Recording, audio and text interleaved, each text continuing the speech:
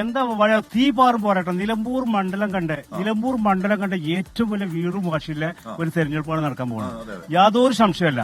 പിന്നെ സൗഖ്യത്തെ ഏകപക്ഷീയമായ വിജയത്തിലേക്കായിരുന്നു. പക്ഷേ സ്വരാജ് വന്നോടുകൂടി ചിത്രം മാറി. യാതൊരു സംശയമല്ല. ഭയങ്കര വീറും വാശിയും നിലമ്പൂരിന്റെ ചരിത്രത്തിൽ ഏറ്റവും വീറും വാശിയുടെ തെരഞ്ഞെടുപ്പാണ്. അൻവർ എന്താ ഫാക്ടർ വല്ല ഘടകമുണ്ടോ? അൻവർ ഒരു രക്ഷയില്ല. അൻവറിന്റെ രാഷ്ട്രീയ ഭാവി LDF നിൽക്കലായിരുന്നു. അതവൻ കളഞ്ഞു കുടിച്ചോടുകൂടി അവൻ ചിത്രത്തിൽ തന്നെ പോയി. ഒരു സംശയമല്ല. ഇനിയിപ്പോ ഒറ്റക്ക് നിന്ന് മത്സരിക്കാതൊക്കെ പറഞ്ഞുകൊണ്ട് കുറച്ച് വോട്ട് പിടിക്കുന്നല്ലാതെ ഒരു രക്ഷയില്ല. അപ്പൊ എന്തായാലും ഫൈറ്റ് പാറുന്ന പോരാട്ടം. അപ്പൊ ഇപ്പൊ കുറച്ച് മൈൻഡ് ഒക്കെ ക്ഷീണൊക്കെ ഉണ്ടാവും. പെരുന്നാളപ്പോ വരും. 4 ദിവസം കഴിഞ്ഞാൽ പെരുന്നാൾ കഴിയുന്നതോട് കൂടി തീ പാറുന്ന പോരാട്ടം നിലമ്പൂർ കാണാം. ഫൈറ്റ് മത്സരമാണ് ഇവിടെ. കട്ട മത്സരം. കട്ടക്ക് കട്ട. ആരാണെന്ന് പറയാൻ പറ്റില്ല. അൻവർ കുറെ വോട്ട് പിടിക്കോ? അൻവർ കുടിക്കാൻ സാധ്യത കുറവാ. കാരണം അൻവർ പോയില്ലേ, മൂപ്പര് ഇതിന്ന് പോയല്ലോ.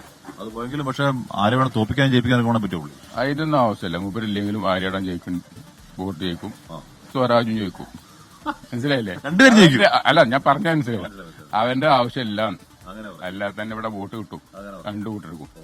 ആരായാലും ജയിക്കും. ഒരാൾ ജയിക്കും. അത് ഉറപ്പാണ്. അവരൊക്കെ സ്വരാജ് ഉറപ്പ്.